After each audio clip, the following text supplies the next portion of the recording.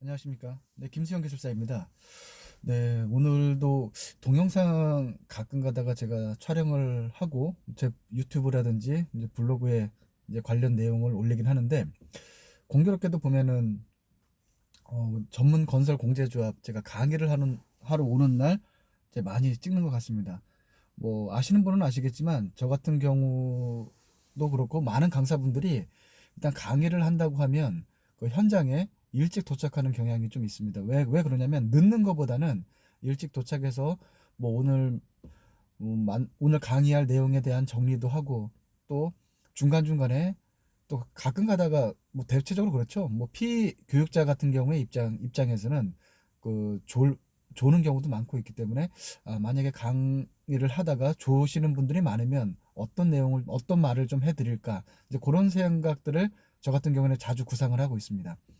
오늘은요 제가 강의하면서도 이제 자주 말씀드리는 사항 중에 하나인데 2018년도 9월부터 이제 국토부에서 이제 소규모 건설공사 현장들에 대한 이제 점검을 많이 하다 보니까 실질적으로 그 실제 최소한의 그 기준을 넘어가는 현장들, 다시 말해서 5억 원 이상의 토목공사나 200평이죠. 660제곱미터 이상의 건축물의 건설공사, 또 그 단종공사들 있지 않습니까? 그것을 우리가 이제 전문공사라고 하는데 단종공사의 경우에는 2억 원 이상만 되더라도 우리 건설기술진흥법에서는 그 세 가지를 무조건 갖춰야 되죠. 그게 뭐죠? 첫 번째 품질관리자, 그 현행 그 용어로는 품질관리 업무수행 건설기술인 또는 품질관리 기술인을 선임을 해야 되고, 두 번째 시험실을 갖춰야 되면서 동시에 품질시험 계획서도 작성하도록 되어 있죠. 그럼 이 품질시험 계획서 안에 시험 계획을 산출하게 되는데 이 시험 계획 내용 중에서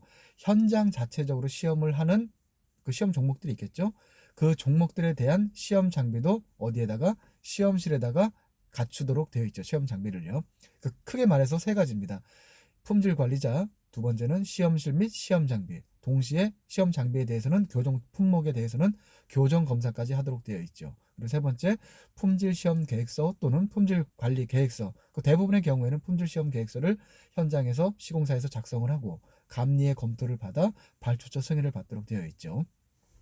그러면 중소규모, 특히 이제 전문 공사를 많이 하는 이제 회사들부터는 지금 착공 단계에서부터 품질 관리자를 선임하도록 되어 있다 보니까 선임할 품질 관리자가 많이 부족한 실정이죠. 제가 그냥 가끔 가다가도 이제 강의하면서도 말씀을 드리는데 이 초급 대상 품질 관리자는 그냥 단순하게 VAT를 포함한 공사 금액으로 봤을 때 100억 원 미만의 건설 공사는 일단은 뭐죠? 다중이용 시설물이 아닐 경우에 초급 대상 품질 관리 현장이 됩니다. 그런데 전문 공사일 경우에 2억 원 이상도 어떻게 되죠? 초급 품질 관리 대상 공사. 99억 현장도 초급 품질 관리 대상 공사다 보니까 또 품질 관리자는 어떻죠? 겸직이 안 되죠. 그러다 보니까 현장 수대로 뭐 다 그 규모가 작은 현장을 많이 운영하는 그 건설회사 또는 전문 건설 회사의 경우에는 선임할 품질 관리자가 많아야 되죠. 왜? 품질 관리자는 타 현장에 겸직이 안 되기 때문에 그렇습니다. 그러면 2019년부터 그 많은 이제 건설회사들이 이제 자구책으로 뭐 여러 가지 방법을 굉장히 강구를 하겠죠. 어떤 회사들 같은 경우는 뭐 채용을 한다든지 자격 있는 사람, 품질 관리자 자격 있는 사람에 대해서 채용을 한다든지 아니면 채용을 한다는 것 자체는 인건비가 들어가기 때문에 그 굉장히 그 운영 그 회사를 운영하는 오너 입장에서는 굉장히 큰 부담이 되는 거죠. 그래서 자구책으로 2019년부터는 비기술자, 건설 회사에 근무하는 그 비기술자분들이 많이 있죠. 뭐 격리 회계를 담당하는 여직원부터 시작을 해서 뭐 수주 영업이라든지 뭐 관리를 하는 뭐 그런 분야에 있어서의 그 비기술자분들이 계실 겁니다. 그 분들에 대해서 어, 자격 취득에 대한 부분을 많이 독려를 하고 있어요. 우리나라의 경우에는 품질 관리자, 이 사람이 품질 관리자 초급이냐 중급이냐 고급이냐 특급이냐에 대한 그 사항을 자격 부여를 해주는 기관이 공식적으로 해주는 기관이 건설기술인협회가 되죠. 그럼 이 건설기술인협회에 먼저 가입이 돼야 되는데 비전공자의 경우에는 어떻습니까? 건설기술협회에 가입이 안 됩니다. 내가 관련 학과를 나오든지 아니면 뭐죠? 두 번째, 그 관련 자격증, 기술 자격이 있어야지만 건설기술협회에다가 우리가 그 경력 신고를 뭐 등록을 할 일단 회원 가입을 할 수가 있죠. 그렇기 때문에 비기술인들의 경우에 내가 자격 취득을 할 수 있는 방법은 어떻죠? 기술계 종목에 있어서의 그 기능사 자격 취득입니다. 그러면 이 기능사 자격도 뭐 우리나라 국가기술 자격 체계는 어떻습니까? 1차적으로 먼저 첫 번째 시험이 필기 시험에 대해 합격을 해야 되고, 두 번째가 뭐죠? 필기 시험 합격된 자에 한해서 2차 시험을 볼 수 있는 이제 권한이 부여가 되죠. 그런데 일부 자격의 경우에는 그게 제가 뭐 많이 알고 있지는 않습니다. 뭐 거푸집 기능사라든지 또는 도장 기능사, 방수 기능사, 또 몇몇 자격증들은 1차 시험이 면제가 되고 그냥 애초에 그 시험 그 회에 맞게 그 실기 시험만 보게 되면 자격 취득이 되는 그 자격증들도 있습니다. 이제 그렇지 않은 경우에는 뭐 제가 실제 저자 활동을 하고 있는 콘크리트 기능사 또는 건설재료 시험 기능사 이런 자격증도 마찬가지 건설 관련 일단 국가기술자격법상에는 토목으로 분류가 되지만 이제 콘크리트 기능사나 건설재료 시험 기능사의 경우에는 토목에도 점수가 인정이 되고 어디요? 네, 건축에도 네, 역량지수상의 자격 점수가 15점씩 인정이 되죠. 그러면 품질 관리자 지금 초급이 굉장히 부족한 현실인데 대한민국에 그럼 품질 관리자가 될 수 있는 우리 현행 체계에서 건설기술진흥법 그 건설기술자 체계에서는 초급 대상 이상이 되려고 하면 그 역량지수상으로 몇 점이 돼야 되죠? 네, 그렇습니다. 35점 이상의 점수가 나와야 되는 거죠. 그럼 자격 점수가 그 기능사 이상이면은 15점이죠. 만약에 자격증이 없다고 하면 10점입니다. 그런데 문제는 그 본인이 건설 관련 학과 하다못해 특성화고등학교 공고를 나오지 않은 이상은 공고도 안 나오고 기술 자격도 없다 하면 건설기술협회 자격 뭐죠? 회원 가입 자체가 안 됩니다. 그렇기 때문에 비기술인 분들, 비기술자 분들은 기본적으로 건설기술협회에 등록하기 위해서 자격 취득, 그 중에서도 기능사 자격을 취득하는 게 일반적인 방법이 될 것입니다. 기능사 자격을 취득하게 되면 우리 역량지수상에 15점의 점수가 부점 뭐죠? 배점이 되죠. 그리고 내가 관련 학과를 안 나왔다, 건설 관련 학과를 안 나왔다 하게 되면 그 10점의 점수가 부여가 됩니다. 그러면 25점이죠. 그런데 제가 뭐라고 그랬었죠? 품질관리 기술인은 품질관리 기술인도 그렇고 일반 설계시공 기술인도 초급 그 등급이 나오려고 하면 점수상으로 역량지수가 35점이 나와야 되죠. 그러면 10점이 부족하죠. 왜? 기능사 자격증 15점 그리고 관련 학과를 안 나왔기 때문에 10점 하게 되면 25점이죠. 그러면 10점 이상을 어디서 커버를 해야 된다? 네, 그렇습니다. 그 경력 점수에 대해서 경력을 통해서 그 커버를 해야 되는 거죠. 그러면 우리가 경력에 대한 부분은 총 40점이 만점이 됩니다. 그러면 제가 제목에서도 그렇지만 건설 종합건설사나 아니면 단종 업체든 건설업 면허가 있는 회사에 내가 종사를 하고 있다.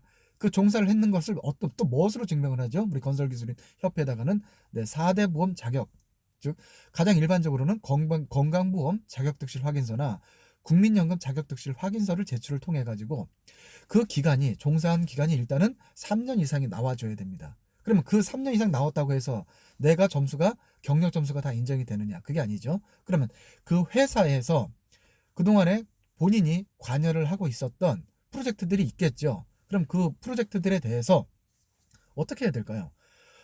내가 토목 시공이라든지 뭐 건축 시공 이런 공사 관련된 쪽으로 경력 신고를 하게 되면 어떻게 점수가 어느 쪽으로 점수가 되죠? 경력 점수가 네, 그렇습니다. 설계 시공 기술인 쪽으로 그 경력 점수가 인정이 되는 거고요. 이제 경력 신고 자체를 내가 품질 관리라든지 품질 시험 또는 검사, 뭐 시험, 품질 이런 쪽으로 경력 신고를 내가 하게 되면 물론 현장명은 무슨 프로젝트 또는 땡땡 건설공사 뭐 이런 현장들이 될 거고 이제 담당 업무가 품질 관리 쪽 관련된 업무 쪽으로 신고를 하게 된다라고 하게 되면 어떤 쪽으로 된다고요? 네, 그렇습니다. 품질 관리 기술인 쪽으로 네, 역량 지수가 인정이 된다는 얘기죠. 그러면 대략적으로 경력 점수는 어떻게 산정이 되냐면 우리 로그 형태의 이제 그래프를 그리게 됩니다. 초기에는 어떻죠? 경력 점수가 급격하게 올라가지만 한 10년 정도 이상 이후에는 그 어떻죠? 그 이율기 자체가 완만하게 이루어지죠. 그래서 경력 점수가 예를 들어서 내가 관련 프로젝트 경력이 1년이 된다 하게 되면 경력 점수는 1점밖에 안 되는데 2년 정도 된다 하면 그게 한 7.5점 정도 나오게 됩니다. 그리고 3년 정도 된다고 하면 그 점수가 경력 점수가 11점 정도 나와요. 그래서 3년 정도 이상의 내가 건설 또는 건설업 관련 쪽에 내가 경력이 있다라고 하게 되면 어떻게 기술 자격을 취득하고 나서 기술협회 하고 나면 기술협회 가입할 수가 있죠. 그 순간부터 내가 과거 5년까지는 내가 경력 신고하는 데 있어서 큰 제약사항이 없지요.